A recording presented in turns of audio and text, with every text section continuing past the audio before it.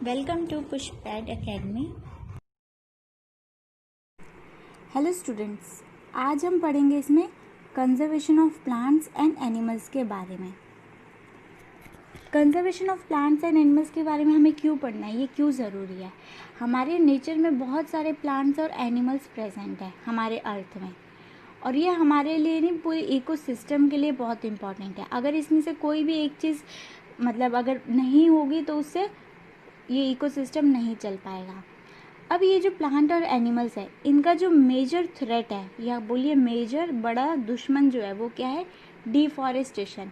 इन organisms का, plant और animals का जो बड़ा सा थ्रेट है वो है डिफॉरेस्टेशन। डिफॉरेस्टेशन क्या होता है, मैंने आपको ये पहले भी बताया है, जिसमें हम फॉरेस्ट को कट कर देते हैं किसी और पर्पस के लिए, या हमको वो लैंड किसी और पर्पस के लिए चाहिए होता है, जैसे इंडस्ट्री वगैरह बनाना हो, इसलिए। तो सबसे पहले हम बात करते हैं डिफॉरेस्टेशन की और इसके कॉजेज़ के बारे में। हम डिफॉरेस्टेशन की डेफिनेशन ये है कि cutting of forest and using that land for other purposes. हम फॉरेस्ट को कट करते हैं और वो जो लैंड जो बच जाता है फॉरेस्ट कट करने के बाद, वो जो एरिया है, वो जो लैंड है, उसको हम किसी दूसरे पर्पस के लिए यूज़ करते हैं। और हम क्या कर सकते हैं उसमें, कल्टीवेशन वगैरह के लिए हम वो एरिया यूज़ करते हैं, हम इसलिए फॉरेस्ट करते हैं, क्रॉप्स वगैरह ग्रो करनी होती है इसलिए, या फिर बिल्डिंग वगैरह बनाने के लिए, घर वगैरह बनाने के लिए, फैक्ट्रीज़ वगैरह बनाने के लिए, इन सब चीज़ों के लिए हम डिफॉरेस्टेशन करते हैं, फॉरेस्ट कट करते हैं। और जो हम फॉरेस्ट कट करते हैं उससे जो भी वुड आग वगैरह आती है उसको हम या तो फ्यूल की तरह यूज़ करते हैं, फर्नीचर वगैरह बनाते हैं, पेपर वगैरह बनाते हैं। अब इसके कॉन्सिक्वेंसेस क्या हो सकते हैं डिफॉरेस्टेशन के, इसके क्या कॉजेज़ हो सकते हैं। अगर हम डिफॉरेस्टेशन करते हैं तो जो डिफॉरेस्ट में जो पेड़ है वो भी कटेंगे, डिफॉरेस्टेशन मतलब ही वही है। तो इससे क्या होगा, टेम्परेचर बढ़ जाएगा, क्योंकि जब प्लांट ही नहीं रहेंगे ऑक्सीजन एटमॉस्फेयर में देने के लिए, तो कार्बन डाइऑक्साइड प्रेजेंट रहेगी, और कार्बन डाइऑक्साइड प्लांट लेते हैं, तो अब प्लांट नहीं रहेंगे तो कार्बन डाइऑक्साइड कौन लेगा? कार्बन डाइऑक्साइड फिर एटमॉस्फेयर में उसका जो वॉल्यूम है वो बहुत ज़्यादा बढ़ जाएगा कार्बन डाइऑक्साइड का, जिसकी वजह से टेम्परेचर बढ़ेगा तो ग्लोबल वार्मिंग भी बढ़ेगी। अब ग्लोबल वार्मिंग बढ़ेगी तो इसके साथ साथ क्या होगा, जैसे टेम्परेचर बढ़ेगा तो वाटर साइकिल जो हमने वाटर साइकिल पढ़ी है, वो भी क्या होगी, डिस्टर्ब होगी, वो भी अच्छे से काम नहीं कर पाएगी, जिसकी वजह से सूखापन, जिसको हम बोलते हैं ड्राउट, ऐसी कंडीशन आ जाएगी। अब ड्राउट वाली कंडीशन आएगी तो इसके साथ क्या होगा, ग्राउंड वाटर जो हम पानी पीने के लिए यूज़ करते हैं वो भी कम हो जाएगा। तो आप अब समझ सकते हैं कि ये सारी चीज़ें कैसे कनेक्टेड है एक दूसरे से। अगर प्लांट और एनिमल्स ही नहीं रहेंगे, फॉरेस्ट ही नहीं रहेंगे, तो फिर ये सारी, हमारे पास पीने के लिए पानी तक नहीं होगा, टेम्परेचर इतना बढ़ जाएगा, ऑक्सीजन हमको अच्छे से नहीं मिल पाएगी, सूखापन आ जाएगा, और ऐसे धीरे धीरे करते करते बहुत कुछ हमको नुकसान होगा। इसीलिए हमको डिफॉरेस्टेशन नहीं करना चाहिए। अब हम बात करते हैं डेजर्टिफिकेशन की। जब थोड़े बहुत जो ट्रीज़ होते हैं, बहुत कम ट्रीज़ होते हैं जो सॉइल को इरोज कर देते हैं। अब हमारे पास एक लैंड एरिया है, हमने मान लीजिए हमारे पास एक फॉरेस्ट है, उसको हमने कट कर दिया और उसमें कुछ सिर्फ 1-2 पेड़ ही बचे हैं। अब वो 1-2 पेड़ जो बचे हैं, अब वो अकेले ही इतना बड़ा एरिया नहीं कवर कर सकते, तो इससे क्या होगा, जो सॉइल प्रेजेंट, जो एरिया में जो सॉइल है वो क्या होगी, ख़राब हो जाएगी। ख़राब कैसे होगी, जो उसकी जो टॉप लेयर होगी वो पूरी तरीके से डैमेज हो जाएगी या बह जाएगी पानी में। जब बारिश आएगा वो पानी नहीं एब्जॉर्ब कर पाएगी, क्योंकि वहाँ पे पेड़ नहीं होंगे। तो जो टॉप लेयर होती है वो क्या होगी, अब वो हार्ड और रॉकी लेयर में बन जाएगी, और जिसमें ह्यूमस भी नहीं होगा और इनफर्टाइल सॉइल बन जाएगी वो। और ऐसे ही धीरे धीरे जब अगर हम उस पर कोई भी कल्टीवेशन नहीं करेंगे, कुछ भी नहीं उगाएंगे, पेड़ भी नहीं उगाएंगे, तो क्या वो जो लैंड एरिया है, वो किस में कन्वर्ट हो जाएगा, डेजर्ट में। डेजर्ट्स क्या होते हैं आप लोगों को पता है। अब ये जो डेजर्ट में कन्वर्जन हो रहा है, एक इनफर्टाइल सॉइल का, जब वो धीरे धीरे एक लैंड जो एरिया है वो किस में कन्वर्ट हो जा रहा है, डेजर्ट में, उसको हम बोलते हैं डेजर्टिफिकेशन। ऐसा एरिया जहाँ पास जो पूरा सूखा पड़ा है, सॉइल उसकी ख़राब हो गई है, और वो इनफर्टाइल सॉइल है उसकी, और वो कन्वर्ट हो चुका है डेजर्ट में। अब हम बात करते हैं conservation of forest and wild life. Forest और वाइल्ड लाइफ, हम इसको कैसे बचा सकते हैं। हम बहुत सारे एरियाज़ हैं जिनको हम बचा सकते हैं और इनकी बहुत ही ज़्यादा इम्पोर्टेंस है हमारे नेचर में, हमारे अर्थ में, क्योंकि ये हमारे नेशनल हेरिटेज का भी पार्ट होता है। अब हमको हमारे फ्लोरा वो होते हैं प्लांट्स और फौना होते हैं एनिमल्स। ये याद रख लीजिएगा, फ्लोरा होते हैं प्लांट्स और फौना होते हैं एनिमल्स। इन दोनों चीज़ों को हमें प्रोटेक्ट करना होता है, इनकी जो हैबिटेट्स होती है वो हमें प्रोटेक्ट करना होता है। और ये जिस एरिया में ग्रो करते हैं, बहुत सारे एनिमल्स होते हैं जो कि सिर्फ पर्टिकुलर एरिया में ही पाए जाते हैं, वो हर जगह देखने को नहीं मिलते हैं। तो हमें इनको क्या है, प्रोटेक्ट करके रखना है, बचा के रखना है। वो हम कैसे बचा सकते हैं इनको, जैसे वाइल्ड लाइफ सेंचुरीज़ वगैरह हो गई, नेशनल पार्क, बायोस्फीयर रिजर्व्स, ये सारी चीज़ें हैं जहाँ पास हम इनको बचा के रख सकते हैं। और ये जो ऐसे एरिया होते हैं, यहाँ पास प्लांटेशन वगैरह हम कोई जैसे खेती वगैरह करते हैं वो नहीं कर सकते, कोई भी कुछ चीज़ नहीं उगा सकते। ग्रेजिंग जैसे हम लोग गाय को चराने ले जाते हैं वो भी नहीं हो सकता है यहाँ पे। हंटिंग वगैरह अलाउड नहीं होती है। ट्रीज़ वगैरह भी हम यहाँ पे नहीं कर सकते। ये जो एरियाज़ होते हैं ये क्या होता है, प्रोटेक्टेड एरियाज़ होते हैं ये सारे। इसमें ये सारी चीज़ें करना मना होता है और जो करता है फिर उसे सज़ा भी मिलती है। इसके अलावा गवर्नमेंट ने भी कुछ रूल्स वगैरह, पॉलिसीज़ वगैरह बनाई हुई है ऐसे एरियाज़, फ्लोरा और फौना को प्रोटेक्ट करने के लिए, उनको बचाने के लिए। फ्लोरा होते हैं प्लांट्स और फौना होते हैं एनिमल्स। अब हम बात करते हैं सेंचुरी की। वाइल्ड लाइफ सेंचुरी भी हम इसको बोल सकते हैं। यहाँ पास क्या होता है, एनिमल्स को हम प्रोटेक्ट करते हैं ताकि उनकी जो भी उनकी हैबिटेट है या जो भी वो हर एक एनिमल्स या हर एक ऑर्गेनिजम्स उनका एक एरिया होता है जिसको वो अडेप्टेड होते हैं। तो इसी तरह ही ये यहाँ पे भी कुछ एनिमल्स हैं जो अपने एरिया और या उनकी जो हैबिटेट है वो इसी एरिया में वो अडेप्टेड है।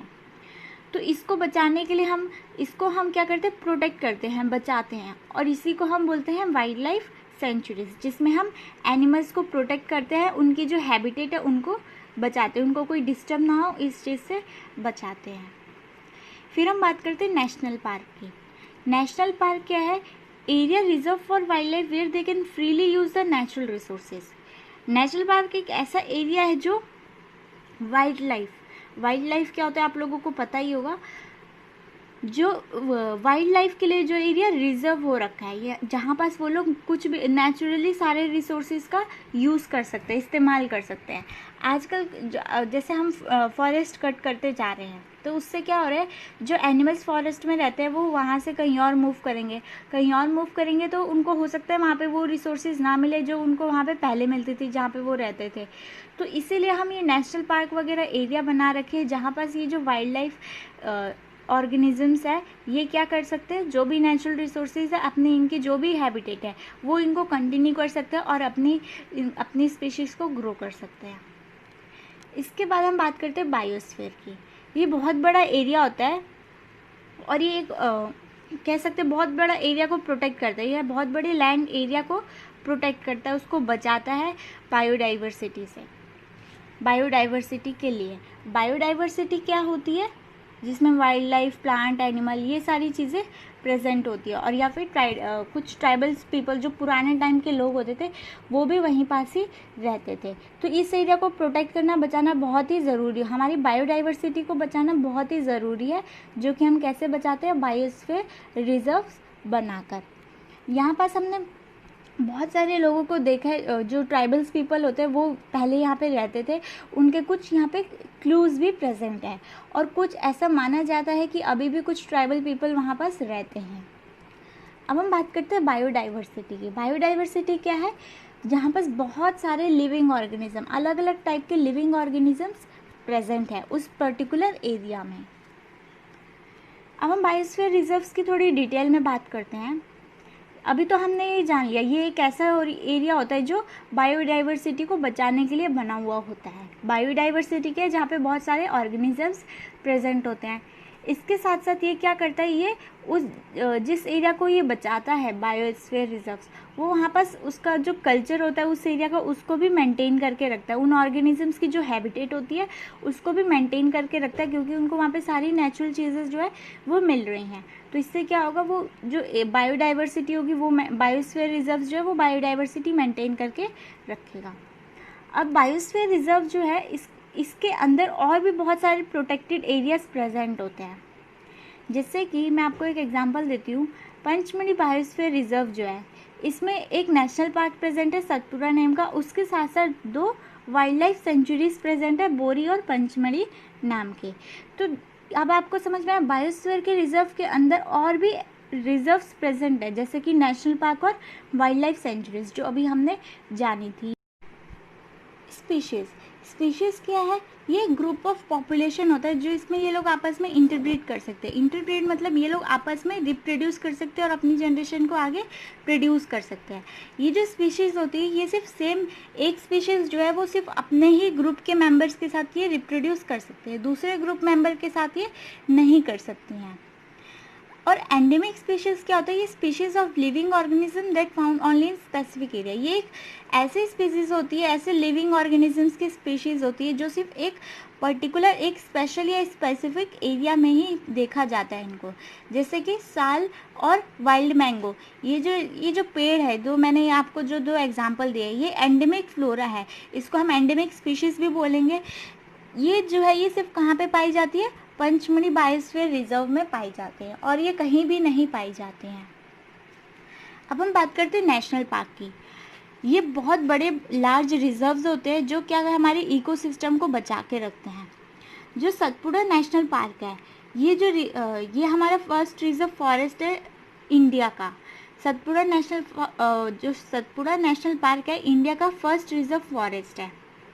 यहाँ पास बहुत सारे रॉक शेल्टर्स देखे गए हैं जिसमें ट्राइबल पीपल, जो पुराने टाइम के लोग थे, वो रहते थे। सतपुड़ा नेशनल पार्क में ये रॉक शेल्टर्स देखे गए हैं। यहाँ पास कुछ एविडेंसेस मिले जहाँ पास जो हमको ये बताते हैं कि पुराने लोग यहाँ पास रहते थे, और ये भी माना जाता है कि अभी भी कुछ लोग रहते हैं। इसीलिए मैंने आपको बोला कि इसको बचाना, इसको कंजर्व करना बहुत ज़रूरी है हमारे लिए। अब हम बात करते हैं एंडेंजर्ड एनिमल्स की। एंडेंजर्ड एनिमल्स वो एनिमल्स होते हैं जिनका नंबर क्या है, कम होने वाला है। मान ली, एक एग्जांपल के लिए मैं आपको बताती हूँ कि हमारे पास टोटल टाइगर की स्पीशीज़ कितनी है? 44। ये सिर्फ एक एग्जांपल है, वैसे है हमारे पास इससे ज़्यादा। 44 टोटल प्रेजेंट थी, अब उसमें से सिर्फ 10 या 5 ही बची हैं। तो इसका मतलब ये हुआ कि अब ये जो एनिमल है वो एंडेंजर्ड एनिमल्स में आ गया, मतलब इनकी जो स्पीशीज़ है वो ख़त्म होने वाली है। तो हमें इसको बचाना बहुत ज़रूरी हो जाता है। तो एंडेंजर्ड एनिमल्स का आपको अब अंदाज़ा लग गया है कि इसका मीनिंग क्या होता है। ऐसे एनिमल्स जिनका नंबर कम होने वाला होता है, जो भी मतलब वो एक्सटिंक्शन, वो ख़त्म होने वाली स्टेज में आने वाले होते हैं, वो होते हैं एंडेंजर्ड एनिमल्स। एक्सटिंक्ट क्या होता है? ऐसे स्पीशीज़ जो पहले तो प्रेजेंट थी लेकिन अब वो ख़त्म हो चुकी है, पूरी तरह से साफ हो चुकी है, अब वो नेचर में प्रेजेंट नहीं है। इसीलिए हमको ये जो स्पीशीज़ है, एनिमल्स हो, प्लांट्स हो, जो भी स्पीशीज़ है, उसको बचाना बहुत ही ज़रूरी होता है, भले वो कोई से भी हो। हम लोगों ने देखा है, अगर हम लोगों के घरों के आसपास स्नेक्स वगैरह निकलते या फ्रॉग वगैरह निकलते तो हम लोग उनको मार देते हैं डर के मारे, लेकिन ये हमारे लिए, हमारे इकोसिस्टम के लिए कितना बड़ा रोल प्ले कर रहे हैं ये हम लोगों को नहीं पता है। तो इसीलिए हमको उन्हें नहीं मारना चाहिए।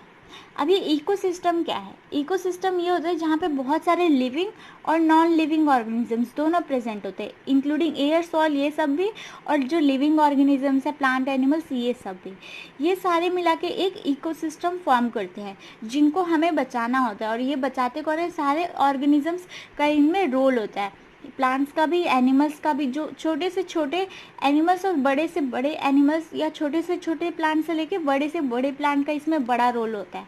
इसीलिए हमें अपने इकोसिस्टम को बचा के रखना चाहिए, नहीं तो वो भी एंडेंजर्ड स्पीशीज़ या एंडेंजर्ड एनिमल्स में आ सकते हैं, या फिर वो एक्सटिंक्ट हो सकते हैं, पूरी तरह से हमारे इकोसिस्टम से जा सकते हैं। इसीलिए हमको इन्हें बचाना बहुत ज़रूरी है। अभी जैसे मैंने आपको ये एग्जांपल ही बताया था कि हम जैसे स्नेक्स वगैरह, फ्रॉग्स वगैरह, लिजर्ड्स, बैट्स, इन सबको क्या करते हैं? मार देते हैं। हम इम्पोर्टेंस नहीं हमें समझ में आता इकोसिस्टम में इसकी क्या इम्पोर्टेंट है। इनको मार के हम क्या करते हैं, खुद को ही हार्म पहुंचाते हैं, क्योंकि अगर हम इनको मारेंगे तो ये क्या होगा, फूड चेन वगैरह सब कुछ स्टॉप हो जाएगा और जो चीज़ें हमें मिल रही थी प्लांट से वो भी हमको अच्छे से नहीं मिल पाएगी। इकोसिस्टम में डिस्टर्ब होगा, जो डिस्टर्ब होगा तो वो हमें ही फेस करना पड़ेगा। ये एनिमल्स को तो हम मार देंगे तो बचेंगे हम ही, तो फिर हम ही फेस करेंगे जो भी फिर डिस्टर्बेंस होगी, जो भी आपदा वगैरह आएगी। इनको मार के जैसे हम खुद को हार्म करते हैं। और फिर भले ही कोई भी एनिमल कितना भी छोटा हो साइज़ में, वो इकोसिस्टम में बड़ा रोल प्ले करता है। छोटा से छोटा एनिमल, जैसे मैंने आपको बताया, छोटा से छोटा एनिमल, छोटा से छोटा प्लांट, बड़ा से बड़ा एनिमल और बड़ा से बड़ा प्लांट बहुत बड़ा रोल प्ले करते हैं इकोसिस्टम में। तो इसीलिए हमें ये एनिमल्स को इग्नोर नहीं करना चाहिए। जैसे कि हमारे घरों में छिपकली वगैरह भी आ जाती है तो हम उसको भगा देते हैं या मार देते हैं डर के मारे, तो वो चीज़ हमें नहीं करना है। अगर आप लोगों को डर भी लगता है तो उसको आराम से भगा सकते हैं बिना उसे हार्म किए। इससे क्या होगा, इकोसिस्टम भी बैलेंस रहेगा और हम भी हेल्दी रहेंगे और हमारा इकोसिस्टम भी हेल्दी रहेगा। अगर हम ऐसा नहीं करते तो जो हमारी फूड चेन, जो इकोसिस्टम में जो फूड चेन चल रही है या फूड वेब चल रही है, जो हमने इसके बारे में क्लास 7 में पढ़ा भी है, वो क्या होगी, डिस्टर्ब होगी। वो डिस्टर्ब होगा तो उससे हमको ही प्रॉब्लम आएगी। अब हम बात करते हैं रेड डाटा बुक की। ये रेड डाटा बुक क्या है? ये एक ऐसी बुक होती है जिसमें सारे रिकॉर्ड्स प्रेजेंट होते हैं एनिमल्स के और प्लांट्स के, जो एंडेंजर्ड वाली स्टेज में और जो एक्सटिंक्ट हो चुके हैं उसमें। एंडेंजर्ड होने वाली स्टेज में कौन से, जिनकी स्पीशीज़ बहुत ही कम है, उसको बचाना बहुत ही ज़रूरी है, इसलिए हम उसका नेम रेड बुक में डाल देते हैं। प्लांट और एनिमल्स और बाकी जो भी स्पीशीज़ है सबकी एक अलग अलग रेड डाटा बुक प्रेजेंट होती है, जिसमें हम सारे रिकॉर्ड लिख के रखते हैं और फिर हम उसको धीरे धीरे बचाने की कोशिश करते रहते हैं। फिर हम बात करते हैं अभी माइग्रेशन की। बहुत सारे बर्ड्स और एनिमल्स हमने देखा है कि वो सिर्फ कुछ एक पर्टिकुलर सीज़न में ही हमें देखने को मिलती हैं। ऐसा इसलिए होता है क्योंकि वो एक एरिया से दूसरे एरिया पे माइग्रेट करती रहती है, चली जाती हैं। क्यों चली जाती हैं? क्योंकि उनके लिए जो वो कंडीशंस होती है वो सूटेबल नहीं होती उस एनवायरमेंट, कुछ सिर्फ एक पर्टिकुलर सीज़न में ही वो एनवायरमेंट उनको सूट करता है, फिर उसके बाद वो नहीं करता है। इसीलिए वो एक जगह से दूसरी जगह चली जाती है ताकि जो भी उनकी रिक्वायरमेंट है, जो भी उनकी ज़रूरतें हैं, वो उनको ये पूरा कर सके। इसके बाद हम बात करेंगे रिसाइकलिंग ऑफ पेपर की। जैसे कि हम इतना डिफॉरेस्टेशन कर रहे हैं, इससे क्या, मैं एक टन पेपर बनाने के लिए हमें 17 पेड़ कट करने पड़ते हैं, तब जाके उससे हमें वुड पल्प मिलता है और वो वुड पल्प एक्सट्रैक्ट करके हम पेपर बनाते हैं। इसीलिए हमें पेपर को बचाना है, उसे वेस्ट नहीं करना है। जितना ज़्यादा हम पेपर को बचाएंगे उतनी ज़्यादा जो फॉरेस्ट है वो उनका जो कटिंग हो रहा है वो कम होगा तो हमारा इकोसिस्टम बैलेंस बना के रखेगा। अगर हमारा इकोसिस्टम बैलेंस नहीं बना के रखेगा तो फिर उससे लॉस हमको ही होगा। इसके बाद मैं आपको बताऊंगी रीफॉरेस्टेशन के बारे में। आपने डिफॉरेस्टेशन तो सुन लिया, अब मैं आपको बताऊंगी रीफॉरेस्टेशन के बारे में। ये जो हम फॉरेस्ट डिस्ट्रॉय कर देते हैं, वहाँ पर वापस से हम उस फॉरेस्ट को रीजनरेट करते हैं, रीस्टॉक करते हैं नए नए प्लांट या ट्रीज़ वगैरह ग्रो करके, सेम स्पीशीज़ के या अलग अलग स्पीशीज़ के, जैसा कि वो सॉइल होगी उसके अकॉर्डिंग। तो इसमें हम क्या करें, जो डिफॉरेस्टेशन हमने कर दिया, डिफॉरेस्टेशन के बाद हमने पेड़ कट कर दिए, पेड़ कट करने के बाद हम फिर से नए जो पेड़ उगा रहे हैं उसको हम बोलते हैं रीफॉरेस्टेशन। मतलब कि जो हम रीजनरेट कर रहे हैं प्लांट्स को, उनको उगा करके, ग्रो करके। तो अगर हमें अपनी ग्रीन वेल्थ चाहिए, हम लोगों को वेल्थ का मीनिंग तो पता है, लेकिन अगर हमको ग्रीन वेल्थ चाहिए, इकोसिस्टम अच्छा चाहिए, तो हमें प्लांटेशन करना पड़ेगा। सिर्फ यही एक अच्छा ऑप्शन है, इसके अलावा कोई ऑप्शन नहीं है। अगर हम प्लांटेशन नहीं करेंगे तो इससे ग्लोबल वार्मिंग बढ़ सकती है, क्योंकि जैसे मैंने आपको बताया अभी, प्लांटेशन नहीं करेंगे तो एटमॉस्फेयर में कार्बन डाइऑक्साइड का लेवल बहुत हाई हो जाएगा, ऑक्सीजन हम लोगों को मिल नहीं पाएगी, प्लांट भी कार्बन डाइऑक्साइड ले नहीं पाएंगे क्योंकि प्लांट्स को हम कट कर देंगे। इसीलिए हमको ग्रीन वेल्थ हमको चाहिए, हमको इसके लिए क्या करना होगा, पेड़ उगाने पड़ेंगे। तो इस चैप्टर में बस इतना ही है।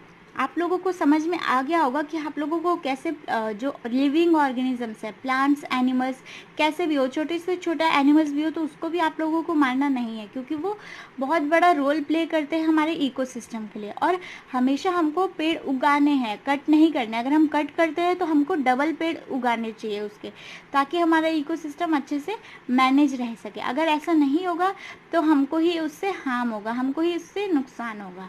तो इस चैप्टर में बस इतना ही है। अगर आप लोगों को वीडियो अच्छा लगा तो लाइक कीजिए, सब्सक्राइब कीजिए और शेयर कीजिए अपने फ्रेंड्स के साथ, उनको भी इन्फॉर्मेशन दीजिए।